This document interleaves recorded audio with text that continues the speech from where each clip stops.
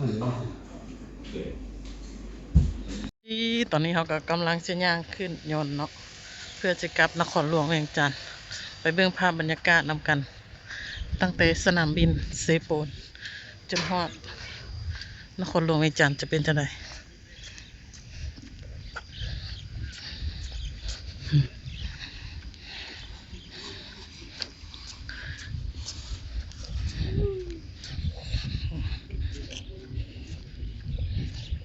ตอนนี้เขาก็จะมาขึ้นยนต์เป็นยนต์สกายเวย์รุ่นน้อยเด้อ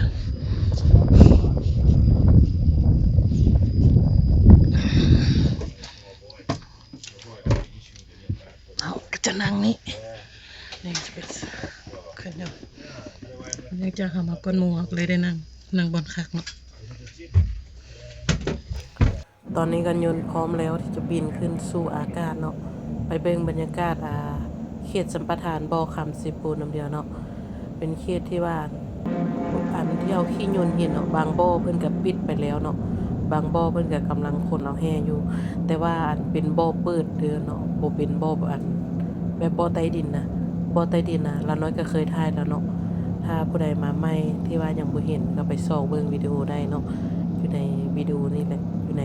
เพลย์ลิสต์ต่างๆเนาะเข้าไปเบิ่งได้อันนี้จะเป็นเส้นทางที่ว่าอันนี้โปเก่าแล้วเนาะโปน้ำเพราะช่วงนี้ฝนตกนะเส้นทางนี่มันเส้นทางออกสู่เมืองวิลาบุรีจะไปฝากนั้นเด้อ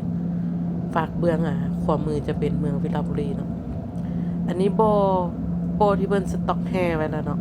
แต่ก่อนเพิ่นก็จุกเอาอยู่นี่ให้เงินให้คำหรือว่าแม่นให้คำเนาะกับให้ทองเด้ออยู่วิลาบุรีจะมีให้ทองกับให้คำเป็นจำนวนหลายเนาะอันเราเห็นนี่ก็จะเป็นอ่างน้ำเสียเพราะว่าเขาจะเอาอ่างน้ำเสียมาบำบัดอยู่ว่าใกล้ๆจากบริษัทเลยเขาจะบำบัดให้มันน้ำเป็นน้ำแบบน้ำปกติแล้วก็ปล่อยคืนสู่ธรรมชาติเนาะเขาจะบ่มีน้ำหัวไหลเฮ็ดให้ประชาชนได้รับผลกระทบเนาะเขาจะเบิ่งแยงเป็นอย่างดีเนาะเฉพาะอยู่บ่อคำเซโปนเห็นเขาจะใส่ใจสิ่งแวดล้อมเป็นอย่างดีนะอันนี้จะเป็นโปเก่าแล้วเนาะที่ถ่ายเบิ่งคร่าวๆเนาะเบื้องฝากไว้บางนั้นก็จะเป็นเบื้องเมืองวิลาบุรีละเด้อเนาะวิลาบุรีแคนสวรรณเขตถ่ายหลายเทื่อแล้วเนาะถ่ายกลับไปกลับมาอยู่นี่แล้วเนาะเวลากลับไปดนๆกลับไปก็ถ่ายให้เบิ่งเนาะถ่ายอัปเดตเบิ่งว่ามันมีการเปลี่ยนแปลงจังไดเนาะแต่ว่าถ้าผู้ใดที่เป็นเคยเบิ่งแล้วก็ติดตามละน้อยจะเห็นเนาะว่าละน้อย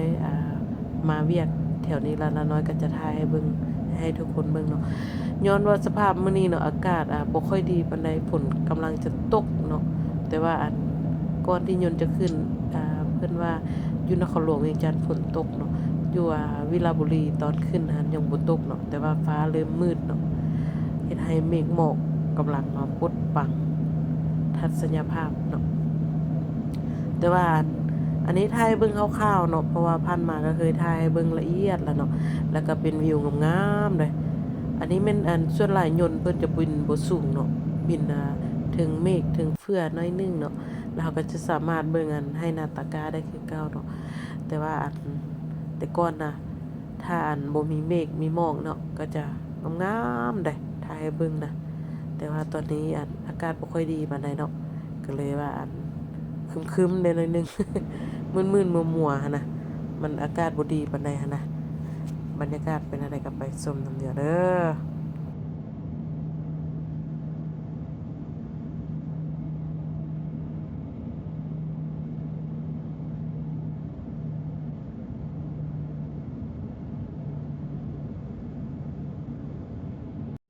ตอนนี้ก็ยนต์เพิ่นลดระดับลงตามเพื่อจะลงสู่สนามบินวัดไตสากลแล้วเนาะ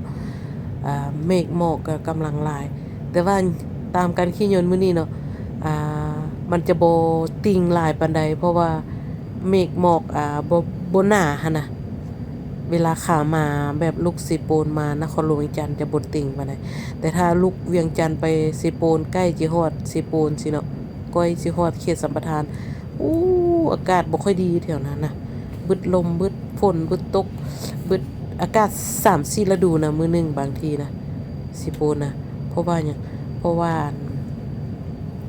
เขาเจ้าขุดค้นแฮหลายเนาะแถวนั้นอากาศแปรปรวนนะ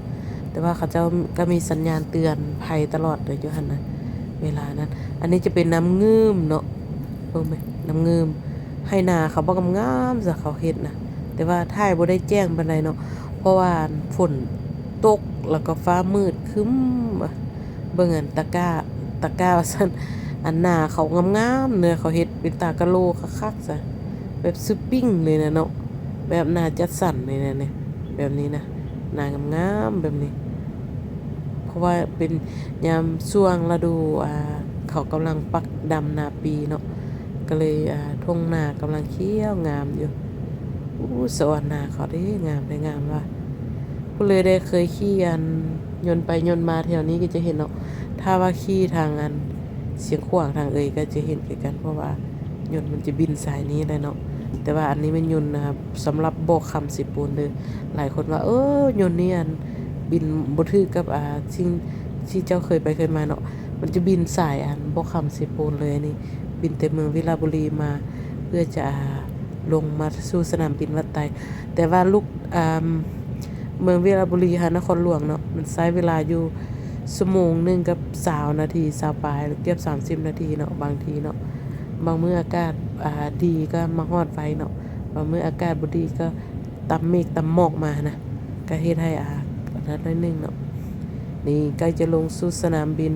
วัดไตแล้วกำลังลดระดับลงไปเนาะแต่ว่าเบิ่งแม่นาเขาบ่งามๆซะนครหลวงจันทน์ยังมีนาบักหลายๆอยู่นี่หมู่บ้านอ้อมแอมนาเนาะมีนาทุ่งนางามๆเลยแถวนี้มันเขตทางงอนแถวนี้เนาะน่าจะแม่นบ่เขตทางงอนเขตเมืองไซธานีนะให้นาตะกร้าอย่างหลายอยู่แถวนี้สะอ่อนเนาะงามเลยนาเขาในยนต์ลดระดับลงแล้วยนต์ลดระดับลงต่ำลงแล้วคือจะลงสู่สนามบินวัดไตนี่แถวนี้เริ่มเมือนแออัดละแถวนี้แต่ว่าไม่หมอกเพราะฝนตกเนาะเส้นทางด่วนบ่แม่นบ่นี่แม่นทางด่วนบ่นี่คิดว่าน่าจะบ่แม่นเนาะขอบใจเด้อทุกคนที่รับชมขอบใจหลายๆตอนนี้เขาก็สู่สนามบินวัดไตแล้วเนาะขอบใจหลายๆที่รับชมแล้วพบกัน EP ใหม่ขอบใจหลายๆบ๊ายบาย